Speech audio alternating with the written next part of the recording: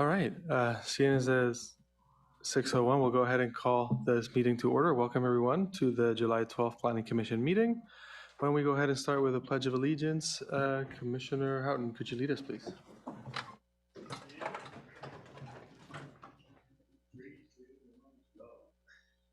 Allegiance to the flag of the United States of America and to the republic for which it stands, one nation, under God, indivisible, with liberty and justice for all.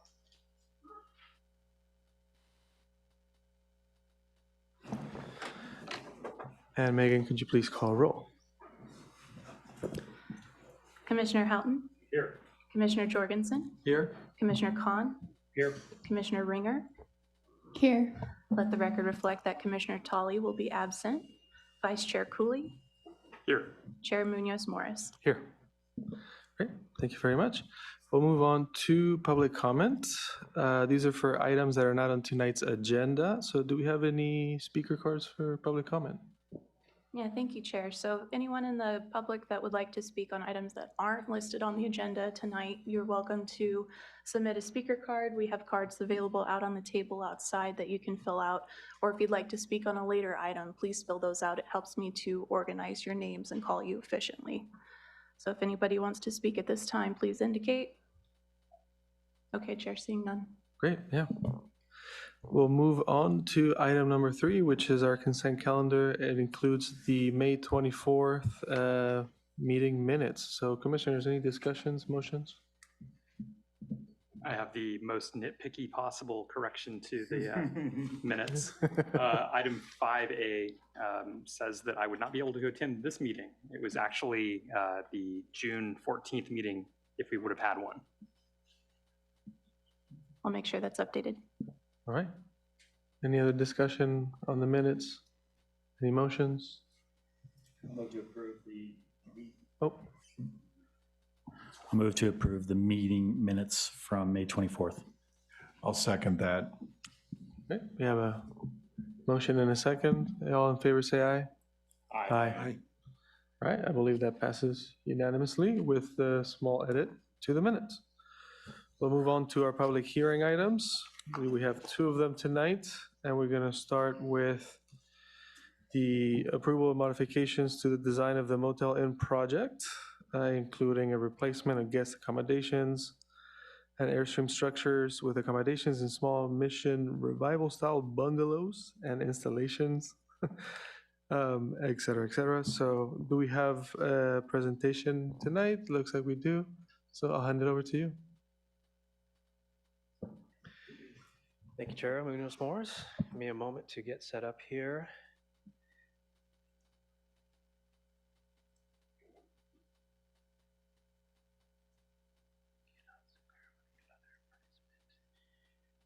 Okay. There we go.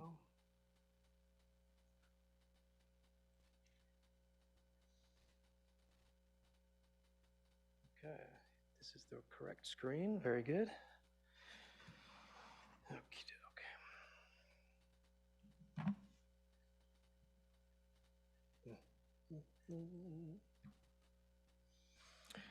All right. Good evening, Mr. Chair, Commissioners.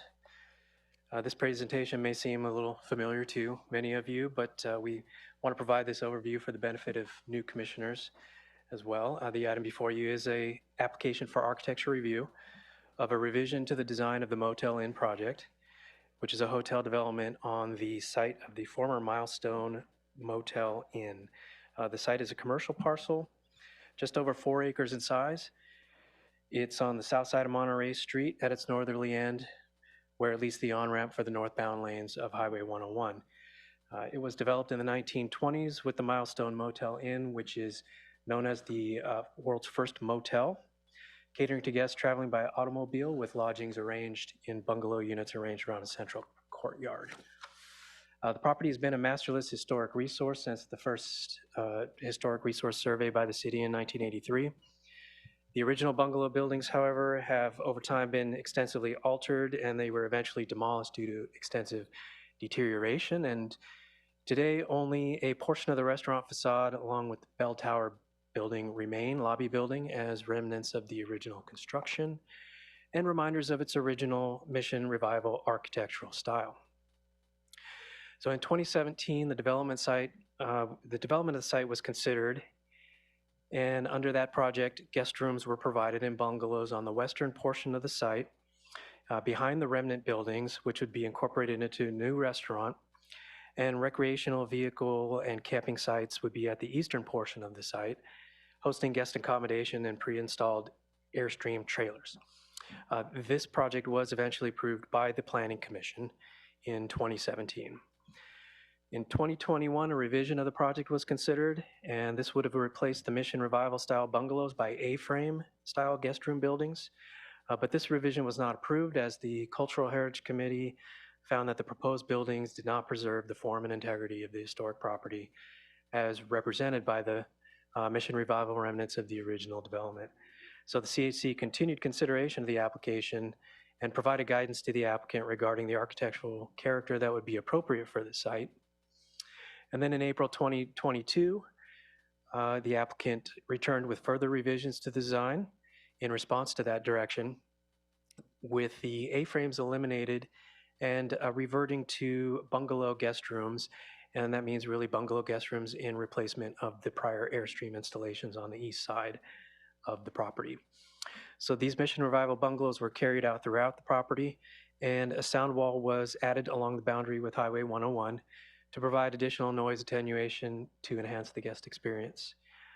The revised design was reviewed by the Cultural Heritage Committee and also the Architecture Review Commission, and it was found by those advisory bodies to be consistent with historic preservation policies and with applicable design guidelines. The project as revised remains substantially consistent with that was considered under the initial study that was prepared for the project in 2016 and which was adopted by the Planning Commission with their 2017 approval. The changes are primarily architectural in nature and do not result in a change of use from the tourist accommodation, nor an intensification in scale, with only a marginal increase from 81 to 83 guest rooms. And accordingly, an addendum to the 2016 initial study was prepared, which described the minor changes to this environmental document as required under the Environmental Quality Act, or CEQA. Moving along, in August 2022, the project revision and the addendum were brought to the Planning Commission for consideration for their final action on the application.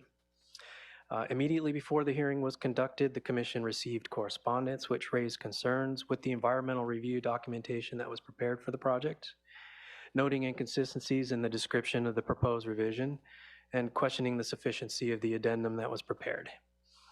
So the Commission continued consideration of the application to a future date to allow time for staff to review the environmental documentation in light of the concerns raised and to ensure that the addendum accurately described the changes to the project design and that the addendum would satisfy the environmental review requirements under CEQA. And as will be discussed further later in this presentation, staff has, with the assistance of SWCA environmental consultants, conducted an in-depth review of the environmental documentation and confirmed that an addendum to the mitigated negative declaration is appropriate to describe these minor changes.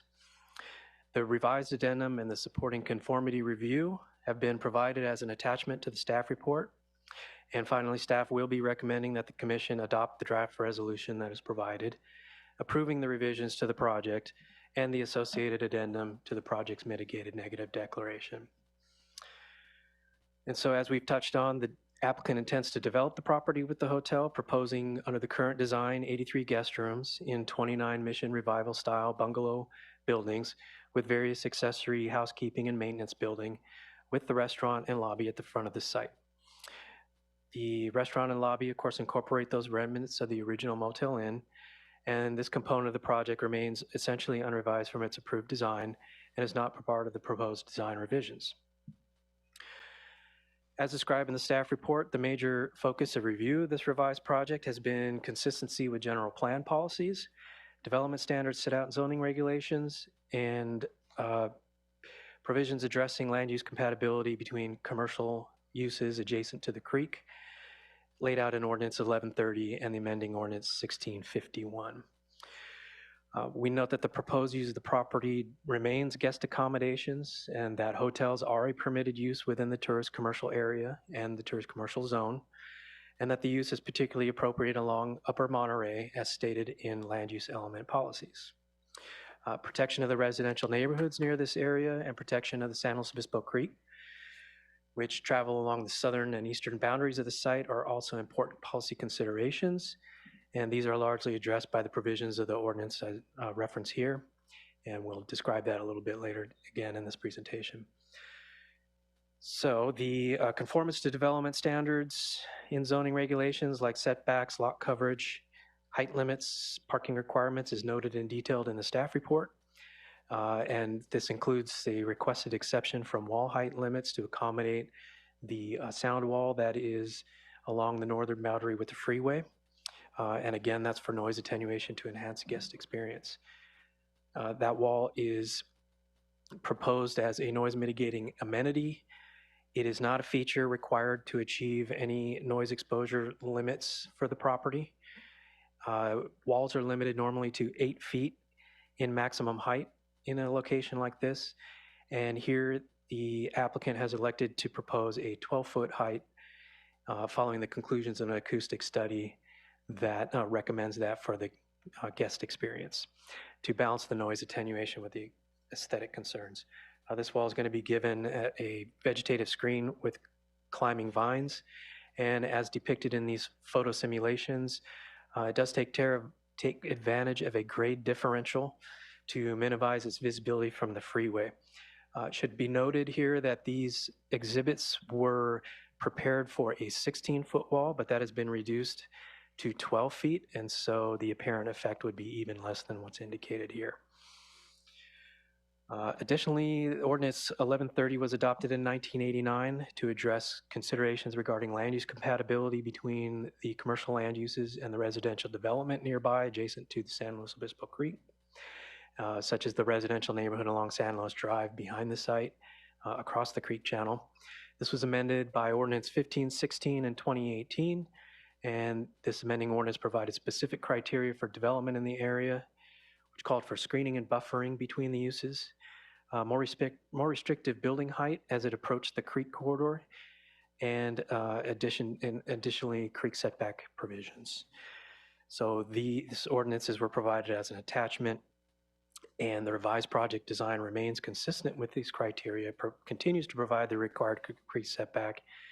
There is no creekside trail. Bungalows are oriented internally toward the courtyard features without exposing any building entries toward the creek. Openings toward the creek are limited to a small number of windows, which are treated with anti-glare tint, and activity and gathering areas are kept internal to the site. So as with the approved design, it does, as with the approved design, maintain the fencing, building, and landscaping as screening buffers between the creek, between the creek and the activity and parking areas. There had been a small meeting room provided, but there's no conference or convention center facility proposed with this hotel. So that's all a summary of conformance with these ordinances here. Moving on to the environmental review, the project as revised does remain substantially consistent with that was considered under the initial study adopted for the project. And as said before, changes are primarily architectural in nature. They don't change the use from the tourist accommodations. They do not intensify the scale. The increase is marginal from 81 to 83 guest rooms. And as noted in the staff report, correspondence was received from an attorney representing the Southwest Regional Council of Carpenters shortly prior to the Commission's consideration of these revisions last year. That correspondence drew attention to discrepancies in the description of the project or the revisions and raised concern about whether an environmental impact report should be prepared to evaluate proposed changes and whether they would have potential significant environmental impacts. However, as provided by secret guidelines, an addendum to a mitigated negative declaration is the appropriate documentation where minor changes are necessary, so long as the changes themselves do not involve new significant environmental effects or substantially increase the severity of previously identified significant effects. And so in consultation with the environmental consultants, we did resolve the discrepancies noted in the project description.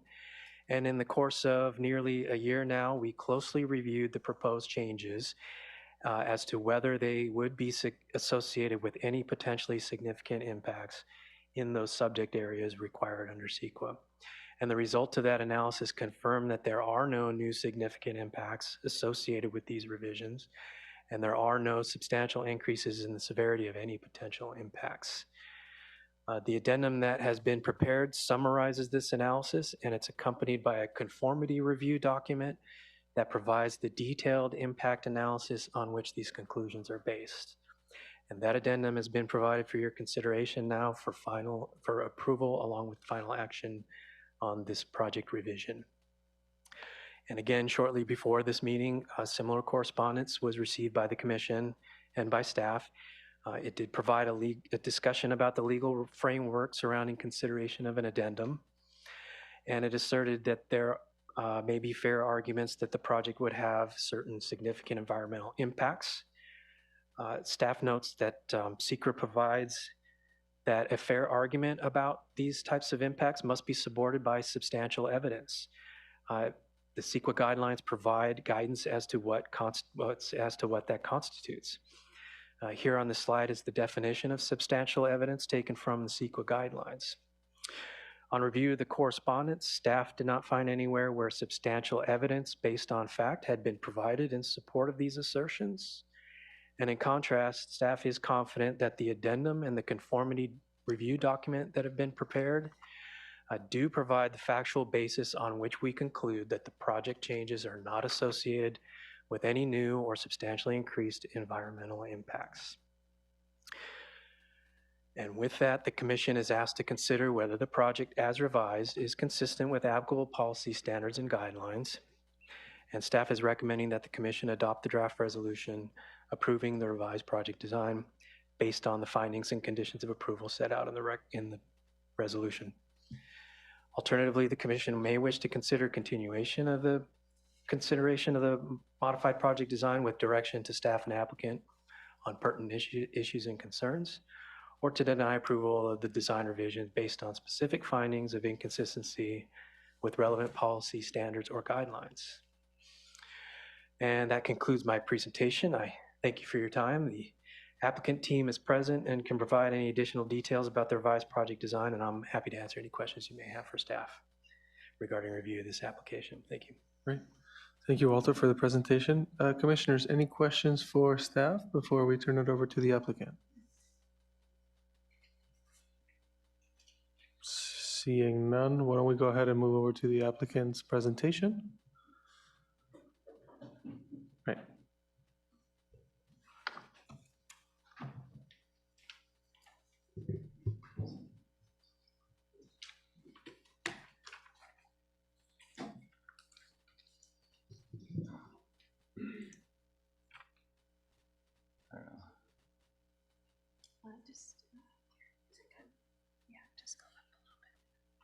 We can just go to the first one. Let's see. There you go. Good evening, Planning Commissioners. My name is Damian Mavis. I'm one of the principals at Covelop, and we're the project applicant. Here to discuss the Motel Inn Parcel 3 conversion project, and wanted to start by saying the design is consistent with the plans presented at the Planning Commission almost a year ago. I feel like the Planning Commission unanimously supported the project in 2022, and the project would have been approved had it not been for a letter received approximately 2 hours prior to the meeting from Mitchell Sy, requesting that an EIR be completed. Thus, the meeting was continued pending additional environmental review, which occurred. SWCA, the city's environmental consultants, subsequently completed an additional environmental review. Almost a year later, 344 pages later, concluded that, I'll quote, the revised project would not result in any significant new information related to new significant impacts. So after about a year of study, no increased impacts were found. However, 2 hours ago, Mitchell Sy's law firm sent another letter making the same baseless claims. The firm does this in dozens of jurisdictions up and down California. Their goal is to delay a project until the owner agrees to a project labor agreement, or PLA, which grants a monopoly to union contractors. This increases the cost substantially and often kills the project. So far in the city of SLO, unions have targeted us as well as the expansion of one of our local hospitals. Elsewhere in the state, they often target affordable housing projects. These tactics are an abuse of CEQA, plain and simple. So we ask that you approve our project so we can move forward. With that, I'll let Ariana Melendez from Studio Design Architects walk you through the rest of the project. And I would ask that we might be allowed a few minutes at the end to respond to any public comment given tonight. Thank you. Good evening. I'm Ariana Melendez, project architect, and I'll go over some of the revisions to this project that we were proposing. Here on the screen is the project that was approved in 2017, and the subject of review of this hearing is parcel 3 on the right-hand side, the east end of the parcel, and the revision proposes to replace these 26 Airstreams and 1 spa trailer. This is the proposed plan, very similar to the one we proposed in 2022, last year. This has 13 bungalow units with 27 guest rooms arranged around a court. 10 of the bungalows are single story. And at the end of the court, we have 3 two-story bungalows. They have partial two-story elements. In addition to this, there is a sound wall approximately 12 feet in height along the north edge of the property along the freeway. There will be a variety of bungalow facades along the court using the same Mission Revival style and color palette that was approved in 2017. And these are examples of the 1-story bungalows in the court. The 2-story bungalows at the end of the court are partially set back to reduce the scale. And this is an example of one of the 2-story bungalows. The site elevation on the top of the page is the view from the freeway, the north side. And you can see the sound wall will stop well short of the lobby building, which contains the historic elements, so those sight lines will be maintained. The site elevation on the bottom is the view from the creek, and the majority of the, as you can see, the majority of the bungalow units are 1-story, and then the 2-story bungalows are on the far right.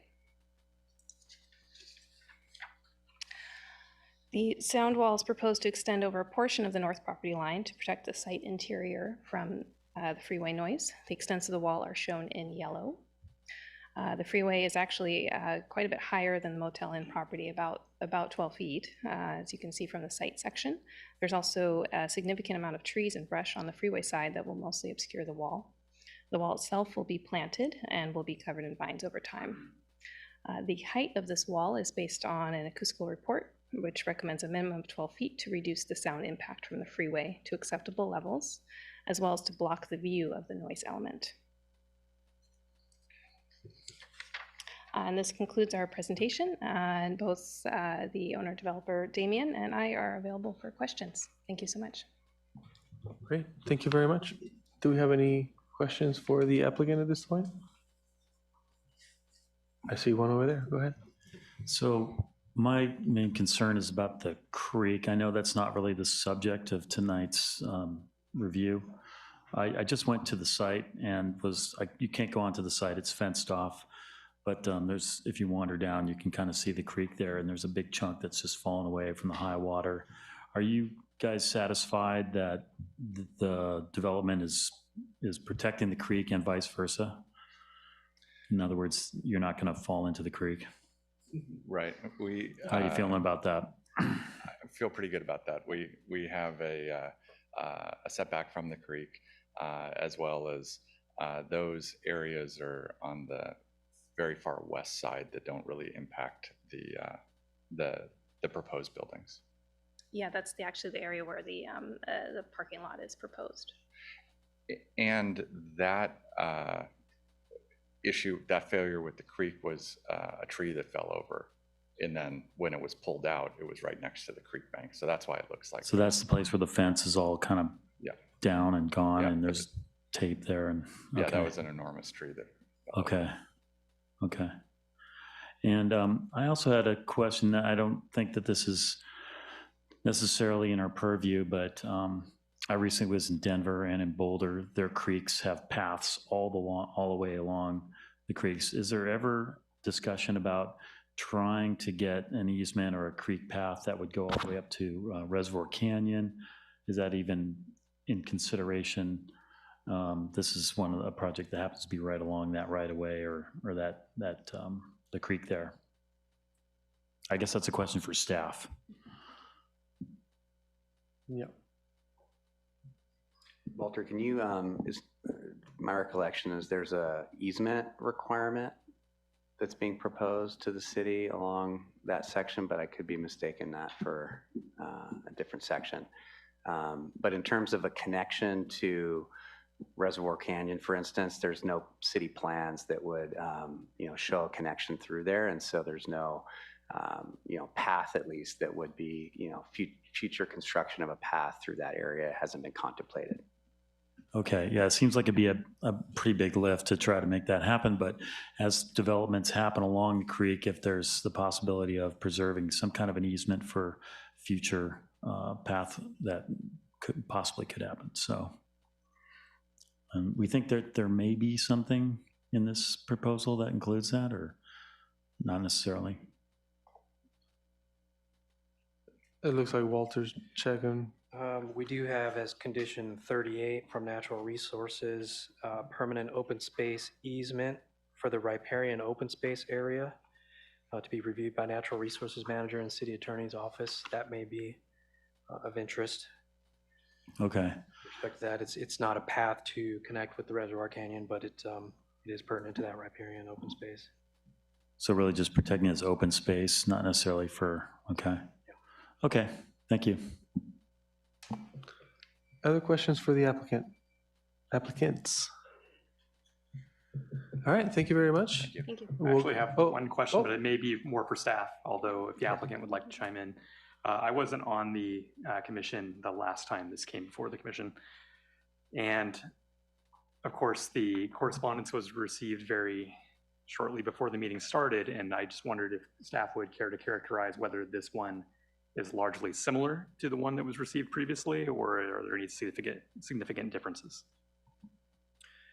In the short time that we had to review it, it looked very similar and bringing up the same types of issues as the prior correspondence. All right. I believe we're good now. Thanks again for your presentation. We'll move on to public comment. Do we have any speaker cards on this item, Megan? Yes, Chair. I have received one speaker card so far. However, if anybody else wants to speak on this item, please fill one out and turn it in. So Pedro Toscano, you'll have 3 minutes to address the commission.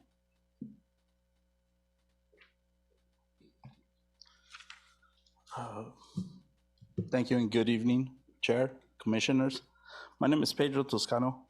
I'm a member of the Southwest Mountain States Regional Council of Carpenters. I live in the local area and I work in the local area. We just opened up our office in Santa Maria. It's in the vicinity of this project.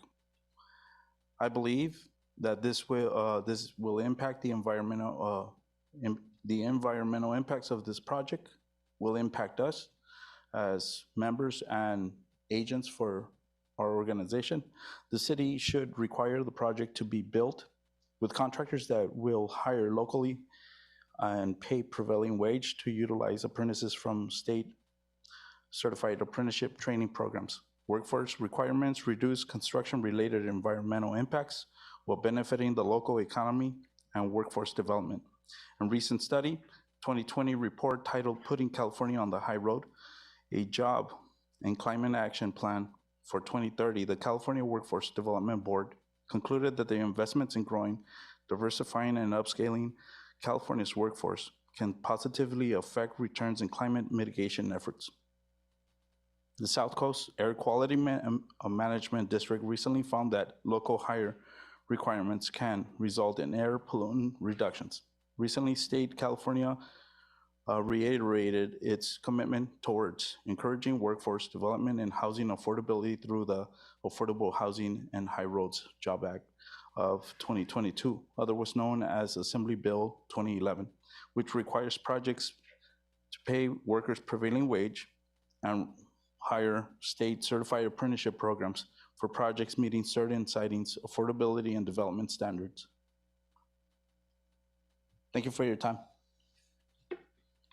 Thank you. Any other speakers? No, Chair, they're not. Great. Well, seeing no one rushing forward to turn in a card, we'll go ahead and turn it back to the commission for final discussions or motions on this item. Yes, Commissioner. So I'll just kick off discussion by saying that this looks like an upgrade to the previous plan to me. I recently was in Utah where I saw an Airstream resort kind of a situation, and it was pretty cool, but it was also not in a town. It was out on the outskirts of Hurricane, Utah, near Zion National Park. It was very well done. I understand that there's possibly some relationship between that organization and whatever happened here. But this seems much more in character with our history and our architecture. And it's a space that is kind of a tough location because of the freeway right there. And so the wall to knock down the noise makes sense. The way that the buildings are arranged with the courtyard looks right to me. And I think it'll be a nicer way for people coming down the grade to get the announcement that, hey, they've arrived in San Luis Obispo. It kind of looks right, you know? So, and our responsibility here is really to just to review this parcel 3 change, not to look at the whole thing. And so it seems to me like it's a nice change, and I'm in favor. Great, thank you. Any other thoughts, comments? Anybody can? Oh, yes. I liked the project when it first came around, and I consider this to be an upgrade. I kind of agree with you. I like the Airstreams, but I think I like this better, more in character with the property. And anyway, I like it, and I'm in favor of the project. Great. Anybody care to make a motion? I'd move to approve staff's recommendation. Okay, we have a motion. Do we have a second? I'll second. Great, motion and a second. Should we do a roll call vote, please? Thank you, Chair. No further discussion on the motion that's on the table. I just want to address this last minute submittal of 238 pages that landed on the staff desk after 3 o'clock, and the same thing that happened last year. You know, this process in the city provides ample opportunity for public comment and for feedback and feed forward. And that's pretty irresponsible to do it in that way. If you're going to have something to say, then play by the rules, get it in time, and don't drop 200+ pages on us at literally at the last hour and after the deadline. That would be my statement on that. Yes. I found that the EIR by SWCA was really thorough, so I was impressed going through it just to see what different categories they were looking at and how effective they were at surveying those. So I just wanted to say that. Great. Any final discussions before the roll vote? Of course. And to the public comment, and Mr. Toscano, your point, you have a point here, and that's something that needs to be considered, but in a larger context and not on a project by project basis, and not by this method. And so I think if there's a discussion to be had about local labor and apprenticeship programs and how that fits into our approval process, then that belongs in some other context, I believe. I don't know what it is, but so if it's necessary to review those things, then we're all ears. Okay. Great. Thank you. All right, let's proceed to the roll call vote. Vice Chair Cooley, Aye. Commissioner Jorgensen, Aye. Commissioner Houghton, Aye. Commissioner Khan, Aye. Commissioner Ringer, Aye. Chair Munoz Morris. Aye. And that motion passes. Great. Thank you very much.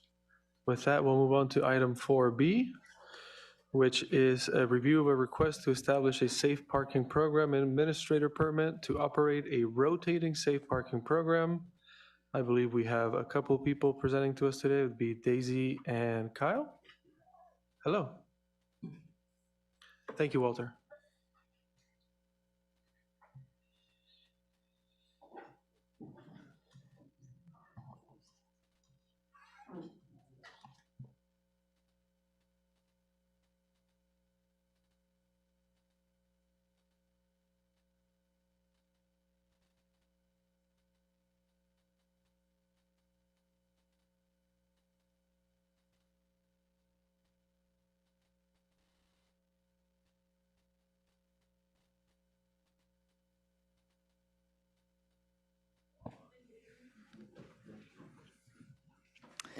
Good evening, Chair, members of the Planning Commission. My name is Daisy Weiberg, and I serve as the Homelessness Response Manager for the City of San Luis Obispo. I'm joined tonight by our Housing Coordinator, Kyle Bell, and we are presenting a report on the Safe Parking Program Administrator Permit. Before we delve into our presentation, we want to start at square one. What exactly is safe parking? Safe parking provides unhoused individuals and families who are living in their vehicles with a safe place to temporarily park overnight to facilitate the transition to permanent housing. The provisions contained in the report enable safe parking in certain zones in the city, subject to specific performance standards and permit requirements. These standards and requirements are intended to ensure that safe parking sites will be compatible with surrounding uses and effective at facilitating participants' transition to permanent housing.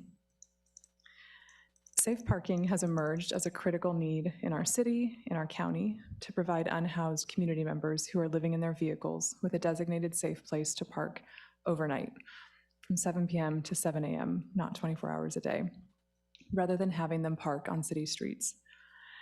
The city's existing safe parking program, our Railroad Safe Parking Program, in partnership with Capslo, has proven to be an effective model over the course of the last 2 years, and we have seen over 34 individuals or households move into permanent housing from the program. The Safe Parking Program provides stability for unhoused individuals and a consistent touch point for case management to help facilitate successful housing outcomes. Our objective with coming to the Planning Commission tonight is to establish a safe parking administrator permit to operate a rotating safe parking program that provides individuals and families experiencing homelessness a safe place to temporarily park a vehicle overnight to facilitate the transition into permanent housing.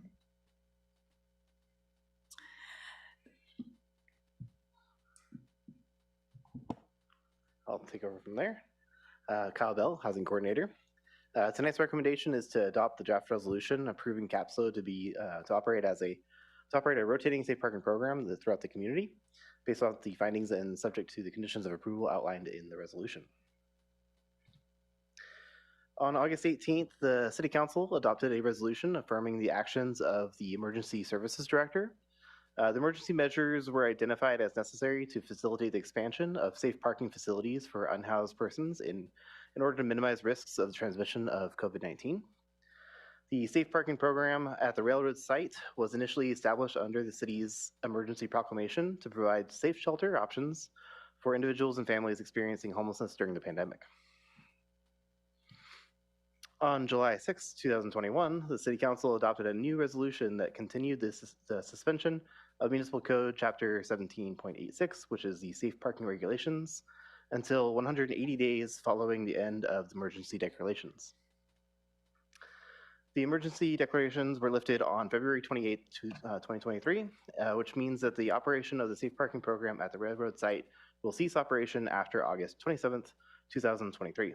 Unless approved through a conditional use permit. Staff explored the option to establish a safe parking program at the current railroad site. However, upon further review with community members in proximity to the site, participants of the program, and operators of the Union Pacific Railroad, it was determined that other locations in the community would be more viable.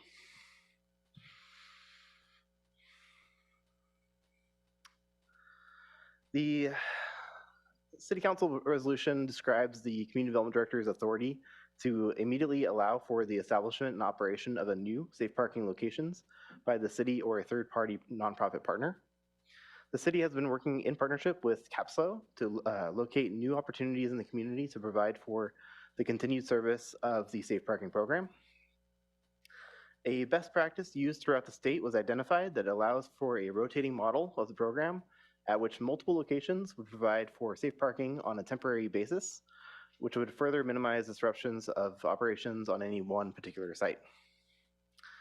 So for example, in the event that 12 locations are identified under the rotating model, CAPSLO would be able to rotate locations for safe parking once a month, and each location would then only need to provide space for the program on the property for 1 month each year.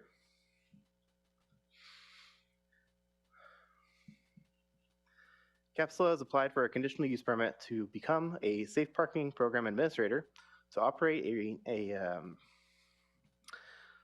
the rotating safe parking program throughout the community. The safe parking program administrator is intended to streamline the process and site selection for participation in the program, rather than requiring a new conditional use permit for each new location added within the program. Each location will be required to comply with all the performance standards under the provisions of the safe parking regulations, and CAPSLO would remain as the primary operator of all the safe parking programs at each location. The safe parking regulations establish performance standards that are required for any safe parking facility within the city. CAPSLO has agreed to uphold and implement all relevant performance standards for each location within the program. Participants of the safe parking program will be required to participate in case management, provide a background check, and enter into agreement with CAPSLO to uphold all of the terms and conditions of the program as summarized on the screen. Repeated violations of the program rules would result in removal of the participant from the program. There would be an appeal process that they could consider as well. I'll let the applicant speak more to that during the presentation. The city established a good neighbor policy in order to maintain clear expectations between the community and homeless services. CAPSLO would be responsible for upholding the neighborhood relations plan for each new location added within the program. The plan includes providing notices to neighbors regarding relevant contact information should any concerns or issues arise. Provide training for employees on procedures for emergency situations. Host regular inspections of the site to identify any issues or needs. And upon request, provide neighborhood meetings to share information or address concerns.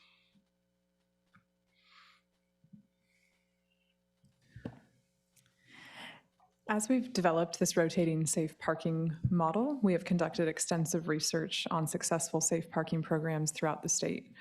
We would like to highlight 3 highly effective programs in Santa Barbara County, Santa Clara County, and the city of Fremont, who have all generously shared their learnings and best practices.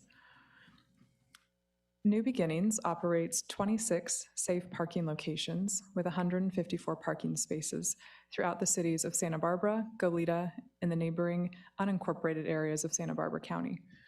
They have operated the safe parking program since 2004, with numerous local churches, governmental and nonprofit agencies, and businesses participating as host sites.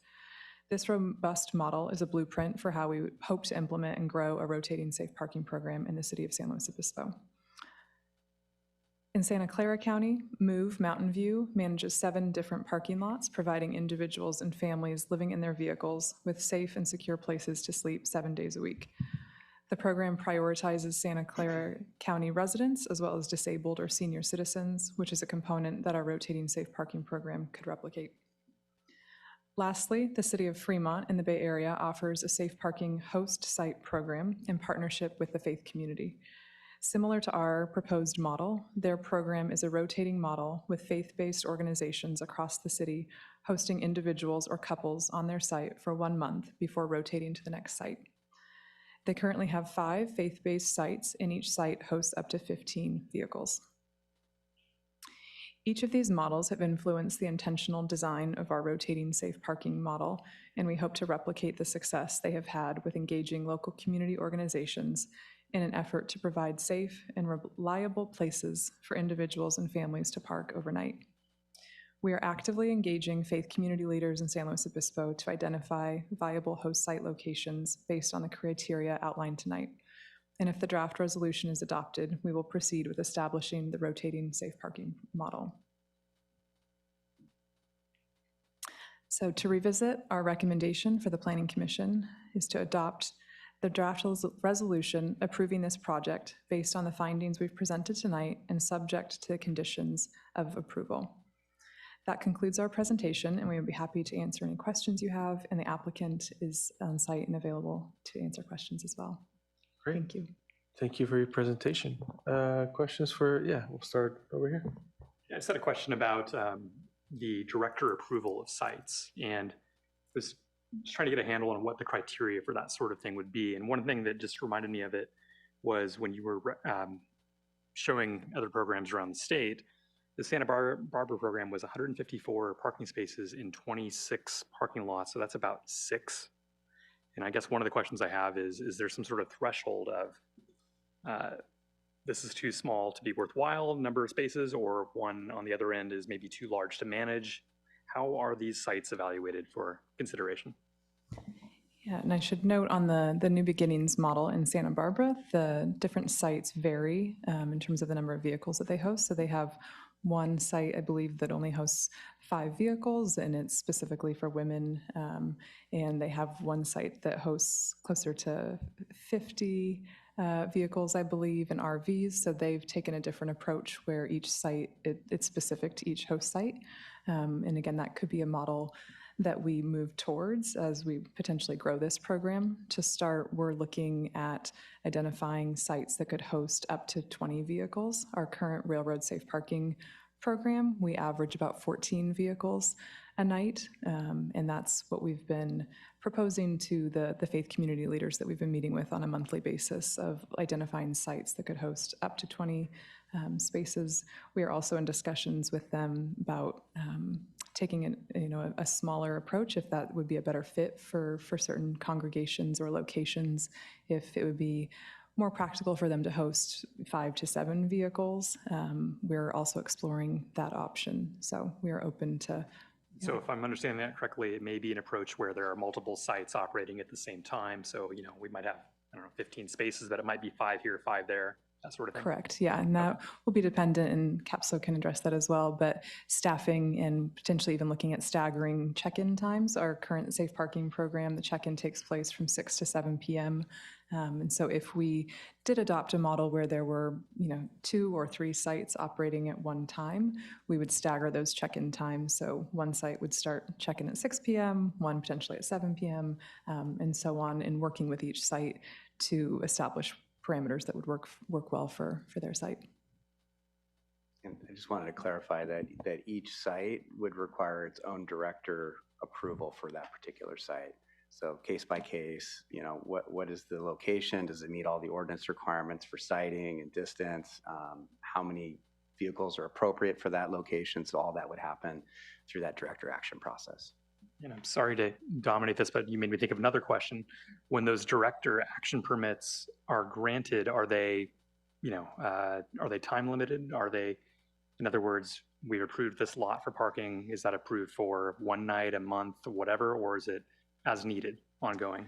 I think that will be a part of the request from the applicant. So the provider, Capslo, would provide a description of what they're proposing to do there, and that would be something we would be evaluating. And that might include how it fits into the rotation and time periods and all that. More questions? Yeah. So if I understood correctly, the 6 months after the emergency declaration ends, that's August 27th. Does this go to the council for approval, final approval? It's not clear from what we do. Is this final right here? This is a final action by the Planning Commission. So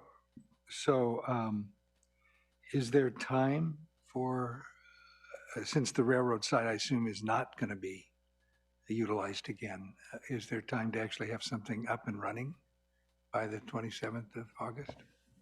The city has identified a portion of Palm Street adjacent to the Veterans Hall that we are looking at closing on a very temporary and interim basis as a temporary safe parking location as we continue to develop the rotating safe parking model. We are actively meeting with the faith community and have several churches that are interested in this program. We've wanted to obviously go through the right process with this, so before any of those sites have been confirmed, we wanted to come to the Planning Commission tonight to get this model approved, and we are in ongoing conversations. I believe we have 3 or 4 churches that are actively engaging in conversation with us about this model, but given the timeline, with August 27th quickly approaching, we've also been pursuing plans to do a partial street closure of Palm Street near the Vets Hall as a temporary and kind of interim location. Thank you. Appreciate it. This may be a question for Capslow. I don't know if you can answer it, but on the background checks, what are the background checks? And then if someone just comes into town, 12 o'clock in the afternoon and they want to stay somewhere, how do you do a background check and the logistics of signing up, and how does that all work? I will defer to the applicant on some of those logistics, but I can say that, again, they have a staff member on site to check in any participants. So if someone arrived at the site prior to 6 p.m., there wouldn't be staff on site at the different locations, most likely. But from 6 to 7 p.m., they have a staff member on site that checks their ID, their registration, their insurance, has them complete an intake form. And I believe that would be the way that would be operated in the rotating model as well. And I can let Jack address that. Before we move on to the applicant, are there any other questions for staff? I have questions, but he's standing right there, so. I can wait. I just. Okay. I have a few questions as well, so. All right, should I go through mine? No, please, go. How many staff are involved in doing this check-in process? Is that Capslow mostly? Is it you? Yeah, no, it's not me. There are, multiple Capslow staff. I believe they have a schedule, so I know, certain staff members there on Mondays, Thursdays, and Fridays, and I think that rotates, but they have designated staff members that are there for check-in, but one staff member is there on site each evening and each morning for checkout, I should mention as well. So checkout is at 7 a.m. the following morning, and a Capslow staff member is there at 6:45 to check out every participant and make sure that everyone vacates the premises. Wow. Okay. So every site has a staff person there for check-in and check-out every night. Correct. Wow. That's great. I mean, this seems great. I'm curious, is there a mobile restroom thing that's part of this as well? Yes, at our current railroad location, we have 2 Harvey's Honey Huts, portable restrooms, and a trash dumpster, as well as a wash station. And that is in our plan for the rotating model as well, that we would have at least 1 portable restroom, a wash station, and a trash dumpster on site. Okay, great. And I'm curious, what percentage of our homeless population have cars that run and drive? Don't know. Do you have any idea? Percentage. I mean, I'm kind of curious of the pie of this issue. What part of the pie? Yeah, and I know that this? is referenced in the countywide pit count, I believe. Jack may be able to reference a statistic on that, but I know we have seen an increase in individuals that are unhoused and living out of their vehicles since the pandemic. And as we referenced before, and Jack may have some more data on this, but we've had consistently had 14 participants per night, even though, individuals are rotating out of that and finding housing, but it has been consistently serving a large population in the city. And we are the only safe parking program within the county.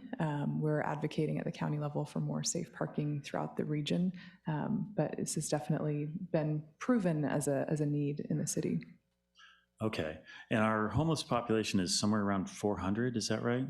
Correct. 385, I believe, was the last count in 2022. Okay.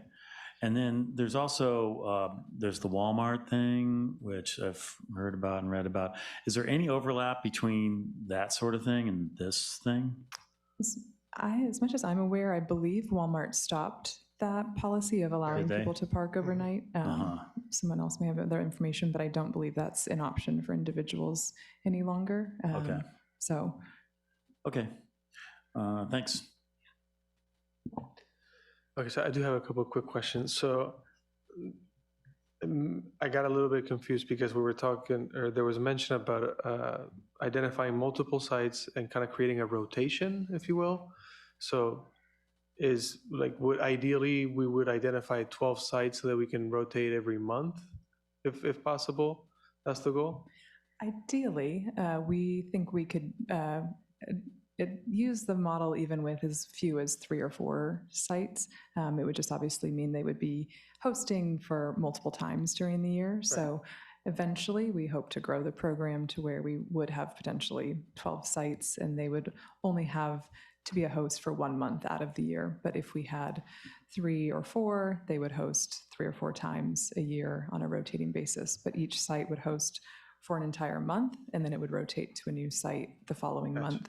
And what we've seen in best practices with other cities is that they don't publicize where the locations are in advance. They let only the participants know that are registered, so it's not kind of broadcast widely to help protect those sites and the participants. And I would mention that we've seen at the Railroad Safe Parking site a real sense of community being developed within our safe parking participants. They tend to look out for each other and be very protective of the site itself, because that is where they are residing for that time being. And so there's a lot of kind of self-policing, or they're always looking out for each other in the area if there are other individuals that are not participants of the site. So. Okay. And it sounds like all of the participants would be at one given location per time period, so that we wouldn't have 2 or 3 active sites at the same time, right? That's where we're still open, or there are a few different directions we could go with it. One option is to have 1 site at a time each month. If that was too much of a burden for 1 site to host 20 vehicles, we could explore having 2 or 3 sites hosting 5 to 7 vehicles on a monthly at one time for a month. So there are a few different avenues we could take. How would that play out with the on-site resources, the lavatory, the wash station, trash, etc.? That will be something we'll have to explore, and that's where we are hoping to start with just 1 site at a time as we develop the model and eventually potentially grow into having multiple sites. There are a few host sites that would potentially have either trash dumpsters or restrooms that would be available for participants to use. So that would be something we would explore on kind of a site-by-site basis. But with the rotating model, with 1 site per month, our plan would be to work with our portable restroom and trash vendor to have them pick up and relocate those to a new site each month, and we would have a schedule for them. Gotcha. And then kind of my last question, I remember seeing a criteria that there's a setback of about, I think it's 50 feet with residential properties. Is that kind of the only, or maybe so far the only criteria that we have for selecting sites, or are there other criteria governing? Yeah, so that comes directly out of the safe parking regulations. And so per the zoning regulations, it identifies that if the safe parking is located in, say, a residential zone, it can only operate in accessory to either an established religious facility or a public facility. So it can only be accessory to those in a residential zone. Otherwise, it does require a 50-foot buffer from any existing residential properties. So it's just to offer some separation. That's just straight from the code, and this code was adopted, I think it was 2014, yeah. Not a big deal, yeah, but I mean, I understand there's a set of criteria, but it seemed like there was administrative approval for when a new site becomes available. Is that correct?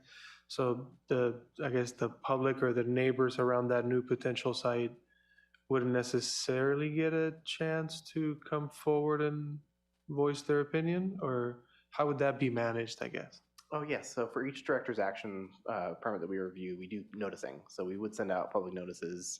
There would be an item in the newspaper, as well as postcards to neighbors, and a poster on the property indicating that this activity is being proposed. And so they'd be able to come voice their concerns to staff or communicate any questions. Gotcha. Thank you. I recognize the value of the program. I just knowing that in the current site, there were some letters that we received the last time this item almost came to us.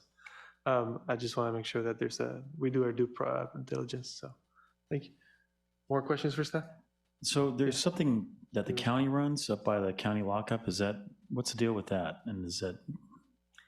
That's a very distinct program. So yes, it is operated by the county, and while it has been touted as safe parking, it is a 24-hour-a-day model, very different and distinct from the model that we're currently operating and proposing, which is a overnight parking only from 7 p.m. to 7 a.m. So we believe this is, again, as we've seen throughout the state and in some of the cities that we highlighted, this is the best practice when it comes to safe parking, is having an overnight model with the goal of having that be very temporary as individuals transition into housing, that it's a very temporary location, not a permanent location. Okay.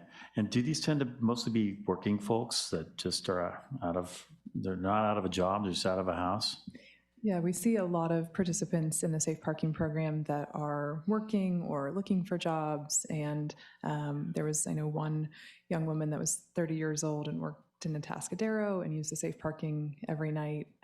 So a lot of individuals that I think just needing to kind of get back on their feet or can't afford rent and are needing kind of in that in-between space, and safe parking provides kind of that respite and a landing spot for them, and an opportunity for them to have case management support with Capslo. So just in the month of May, Capslo was able to help 5 individuals or households get housed. It's been a very successful model in terms of having that consistent touch point, and for the individuals having just, again, a consistent place to park every night for, a short period of time, so that they're not feeling the anxiety of having to park on the streets and deal with parking enforcement and trying to find a new place to park each night. So it allows them to put that energy into finding a job, finding housing. It's been very effective in that way. It just seems great, this whole thing. And our action tonight really is about removing, having to keep coming to us or to anybody else to approve things, and just to hand over the authority to you guys to run it. Right, and we've seen and worked closely with Capslo on our existing model, and they have done a very good job managing this program. And so it would be giving them, this administrator permit to be able to administer the program on behalf of the city. I said you guys, but it's really you guys, right? Yeah, okay, all right, thanks. Yeah, and just a comment, reading the report, I was impressed with the successes of this, the families reunited, transitions into more permanent housing, people able to find jobs. So thank you, and thank you city staff for this as well. This, I think, sounds like a real success, and I'm glad to see it continuing, or at least it looks like it will. But you did make a comment that touched on a question I had about how those who might be in need of these services find out about them, right? You said you don't publicize the locations in advance, and I understand that, but if it's going to be a rotation model, I guess just speak a little bit to how those who need this find the new locations. And let's also assume that someone suddenly needs it and they're not part of this community already. How do they find out about this? Okay. Am I permitted to speak now, or do I was going to say this might be a good segue into an applicant presentation. And yeah, or any other questions for staff, or we can come back to that. I wasn't sure who was the best person to answer. Okay, so I can start then the presentation. Yeah, I think so. I think thank you, staff. I'm sure we'll have more questions. They'll pop into our mind, but thank you. Okay, so to answer that question, people find out about the services through our outreach teams that go throughout the city and the county, who are aware of all our programs and all the programs that are offered by other nonprofits. So people are approached or referred to our teams. And we also have the advantage of 4D Prado, which is a very high profile building that a lot of people know the name of and know where to find it because the address is in the title. So people will come to Prado and ask for services. So it's either through outreach teams, 4D Prado, or our partner agencies. So we're the management entity of the coordinated entry system, which requires all homeless service providers to coordinate through a shared database and through shared communications. So if somebody, let's say, came to 5 Cities Homeless Coalition and said, I live in San Luis, I really need a safe parking program, I don't know what to do, they're calling one of my staff people to be able to connect them to that resource. So I can go in. I'm going to respond. I adapted what I was going to say because the city team really said so much that highlighted a lot of the program success. But I'm going to start by just responding to some of the questions that came up. So one of the questions was how many people are experiencing homelessness in their vehicle in SLO County? So 26% of people in SLO County who are experiencing homelessness are experiencing it in their vehicle.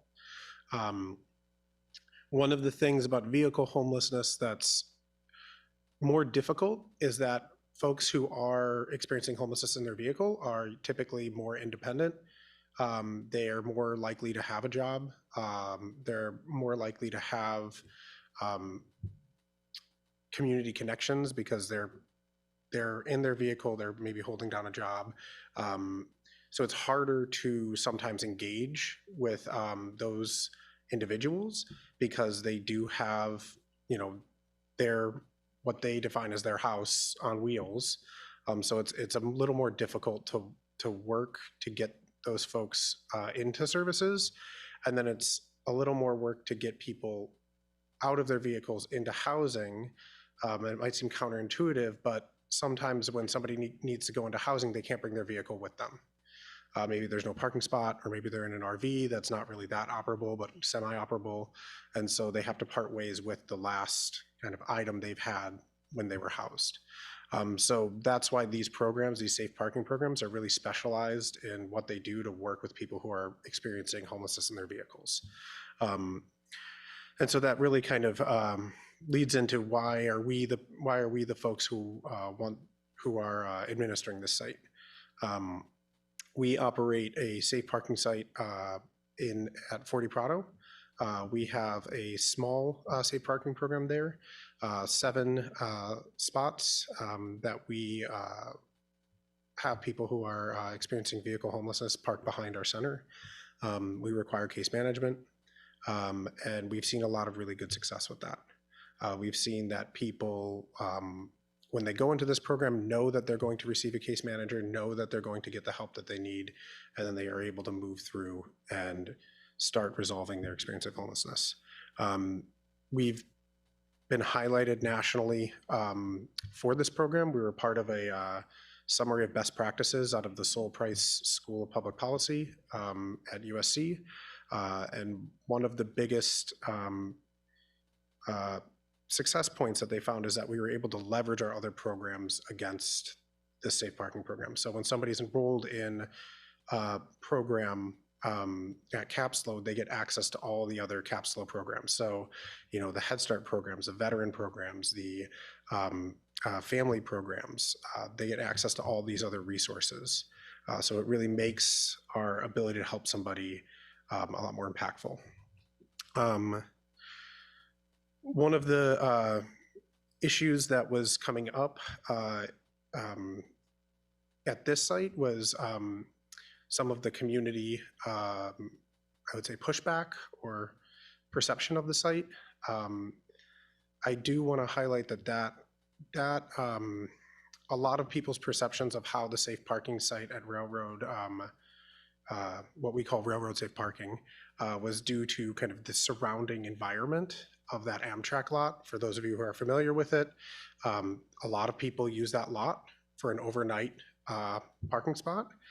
There's a lot of people experiencing homelessness there. There's people who are going up and down the train tracks who weren't even in vehicles there. So a lot of incidents when we finally were talking to the community were people who weren't enrolled in our program or people who were just passing through, maybe using the bathroom and moving on. Well, people park there to take the Amtrak to LA and then come back a couple days later too. Yes, that the intended use of the lot, yes. So the reason I highlight that is when I think the program was really successful when we relaunched it because we put really clear signage around the program. We stenciled all of the spots. We put barricades up so people knew that they were opting into a program. They're making a choice to come to this program to have safe parking. And when that switch happened, I would say the whole program transformed. We were able to really work more effectively with people. People were opting in because you could just drive down to the other side of the lot and park, but you're opting into a program here. And that makes me really happy that it was effective, but it shows me that a rotating site model or a site model where you have to intentionally go to a parking lot is a really effective approach to getting people engaged and keeping people engaged. I know I was limited to time, but I don't know where I'm at time because the timer didn't go off. I had the timer set because generally we ask that applicants keep their presentations to 10 minutes, but there's been so much back and forth dialogue. I just keep looking down. It's 10. Sorry. Time has stopped. So just a few numbers. We've worked with 249 households in total in this program. The average stay is about 24 nights. So we have some people who are really long-term. They're utilizing safe parking. They're working with our case managers. And then there's a lot of people who will utilize this service for a week and then move on. We know that they're not moving on to some other place in the county experiencing homelessness because we have, like I said, we have a shared database system and an interconnection with all the other service providers. So we don't see them pop up in other areas. So we do know that people use this for sometimes short-term use. You asked if I was the only staff person there. I sometimes flex on check-in and check-out, and I do it. There have been people who are between apartments, and they don't have a support network here. Things are in storage. They utilize it for the intended purpose. I need a place to be for the weekend. There are people who are full-time employees who are just short on rent. They know they're going to get one in 3 weeks, so they utilize this spot.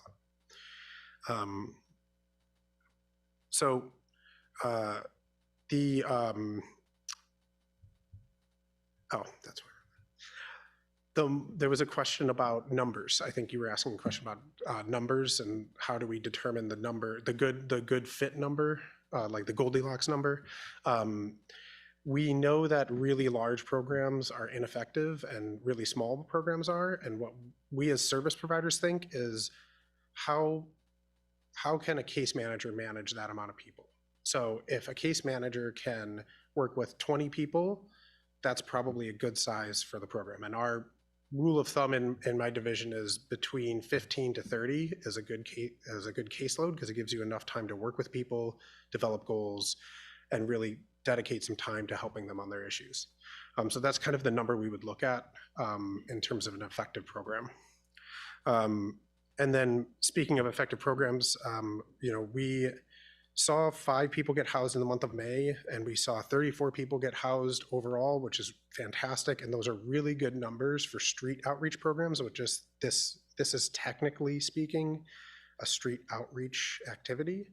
But beyond that, we had 3 households were reunified with family, 7 clients found jobs while staying at safe parking. So we can see the transformations right then and there. We haven't had anybody what we call barred from the site. So nobody has had behaviors that were so egregious or incidents that were extreme enough to bar somebody from the site. We've had some minor incidents where people got into a disagreement or somebody was playing music loudly. Those were, when they were addressed, they were resolved. And we haven't had any major incidents involving participants. Being in a public space, you have a major incident that has nothing to do with your site sometimes, but nothing to do with our program here. And then the program model difference that we would be looking at is what I characterize as kind of a spoken node model. So what we would be proposing as Capslo, as the operators, is that individuals would come to Prado, or our outreach team would help them get to Prado Homeless Services Center, and we would do all our intake, screening, initial assessments there. We have our safe parking program on site, so we would actually enroll them on that site's program, into that site's program in the parking lot there. We have 24/7 staff, we have cameras, we have myriad different programs. We have the detox facility there as well. So it's a very well-lit staffed parking lot and building. And we would work with them between 1 to 30 days to determine kind of what are their needs, what are their goals. Do you have all your documentation together? Do you have a valid driver's license? Do you need a valid driver's license? Do you need insurance? So we would go through all those checklist items. And once we know somebody, meaning we have established a goal with them, we've established their documentation, we've done background checks, and specifically we do background checks to ensure that people don't have a sex offender status, because we serve families with children on that site. And we do offer, if they do have that status, we do offer other services in the community that are offered to them, but we can't serve them. And then once we establish all those things, then we would tell them, hey, would you want to enroll in the rotating sites? And if they want to enroll in the rotating sites, we would let them know the site where it's operating then, and then that's how people would get into this rotating site model. So nobody driving up would be enrolled in the program. So we wouldn't have people just kind of descending on a church and then trying to enroll in the program. We would enroll everybody at our services center and then refer from there. And that way we can support really adaptive sites that come through. You know, if one church wants to do 2 spots and that makes sense with this model, we could do that. But if we didn't have a centralized place where we could get the referrals in and then refer out, it would be a lot harder to do. And then one last thing about the timing. I think you were asking kind of why the timing was going. One of the larger issues we had to overcome, or hurdles, was insurance for this. And our CFO was able to secure insurance through Capslo on all these sites. So if somebody opts into a site, our insurance can cover the operations of that program while it's in place. And that was a major issue for a lot of the churches that their insurance companies either didn't understand what we were trying to do or didn't want to cover it. So that was a huge hurdle that we were able to overcome in the last, I would say, roughly 30 days. And so I know that shifted the interest of a lot of the churches, because that was just such a huge hurdle for them. But I think I went through most of my presentation. I tried to note the questions where I could. So if there's anything else, I'm available. But great, thank you. Yeah, thank you. Any additional questions? Oh, sorry. I just, Jack, thank you. Yes. I'm Biz Steinberg from Capslo, but I just want to thank you for taking the time to go through this process. We've been to the Planning Commission on and off since 1989 on the issue of homelessness. So it's really appropriate to also thank our city partners for all their work that they do, the meetings they're in with us. And so I just want to express my gratitude, and we're sure open to questions. And once a year, we could sure come and give an update, Daisy, or whatever you think we need to do, because this is exciting for us that we can expand this successful street outreach type program. Thanks. Yeah, thank you for that. Any additional questions, comments for applicant or city staff? All right. I just want to say how great this is. I didn't know that this was happening. I've ridden my bike through the railroad lot a few times and kind of noticed something was going on. I saw the signs, but I was usually on my way to Miners to get a bolt or something. Yeah, I know. So, and being on this commission is helping me get aware of all the things that are happening here to support people that are in these situations. And everything you just described is just, it's impressive. So thanks. All right, before we get to lost in discussion, let's make sure we address public comment just in case we have any. No, Chair, we do not. Okay, great. And seeing nobody rushing forward, we can now continue on that nice line of praise. And any other final thoughts that anybody might have before we start wrapping up and consider a motion? Great.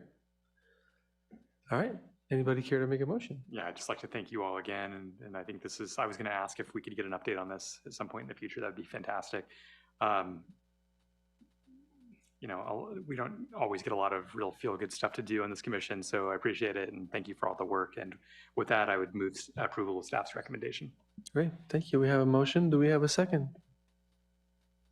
I will second that motion. All right. Motion a second. Final discussion. I'll jump in as well and just say that I'm glad to see this moving forward, and that although there was a bit of a setback last time it came through, there's been a bit of a theme today with items that were before us and then went away and then came back. So I'm glad to see it come back and that things were resolved, and yeah, they're moving forward. So let's take a roll call vote. Vice Chair Cooley, Aye. Commissioner Houghton, Aye. Commissioner Jorgensen, Aye. Commissioner Khan, Aye. Commissioner Ringer, Aye. Chair Munoz Morris. Aye. And that motion passes. Great. Thank you very much. We will move on to item number 5, which is our staff updates and agenda forecast. All right, well, thank you, Chair, members of the commission.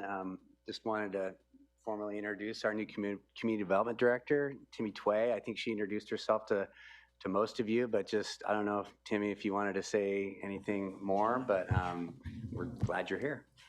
Yes, thank you. I'm happy to be here. I think I've met almost all of you, but I grew up in San Luis Obispo. I went on a hiatus to Los Angeles. I worked at the city of Beverly Hills for the past 11-ish years, and I'm so happy to be back.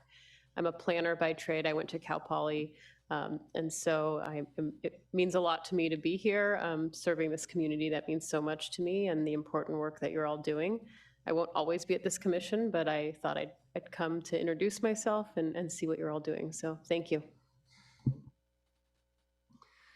All right, so with that, I currently don't have anything calendared for the regular meeting on July 26th, so it's highly likely that will be a canceled meeting.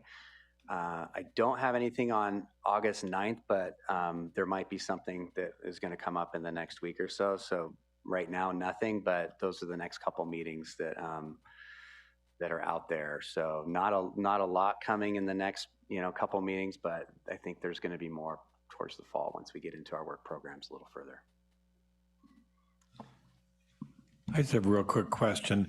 What happened to that development that John Madonna brought before us? I know that John sold it, that project over there off of Los Osos Valley Road, the senior. Is that moving forward?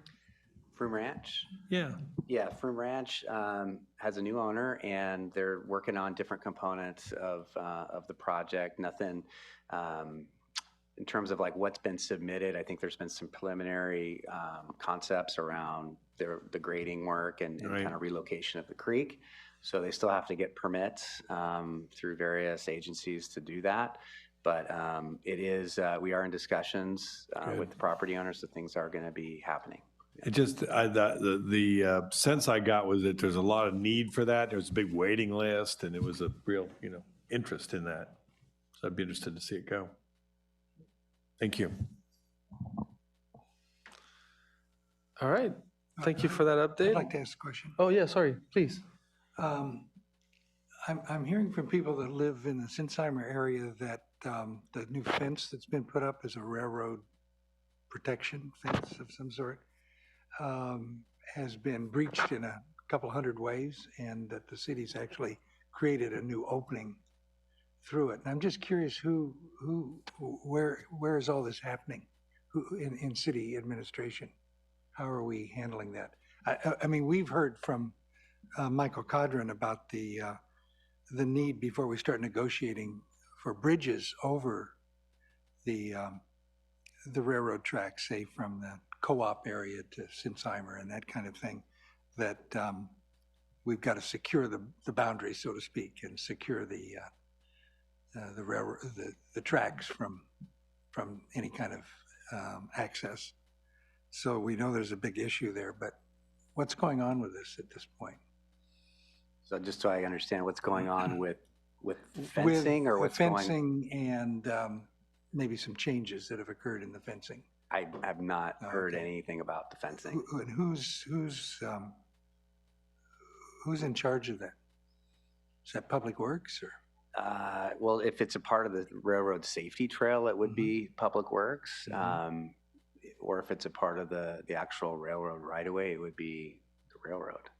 I just rode that trail on Sunday, and there's 2 or maybe 3 official looking openings now where it's the fence actually is, they poured concrete and built an opening there Yeah, it that you seems can like go through. a really good idea, but it could come back and backfire. Well, if you're going to do that, then why did we need it in the first place? Well, I mean, but it's an important issue, and as we build a lot more housing on the west, I guess it's the west side of the tracks, and we've got the parks on the east side, and we want to get more people out of their cars, it would be really nice to have more cross-cutting ways to get there, back and forth for sure. there was a time a couple of years ago where there was a train parked there forever too, and that really, Yeah, it was a clever idea. yeah.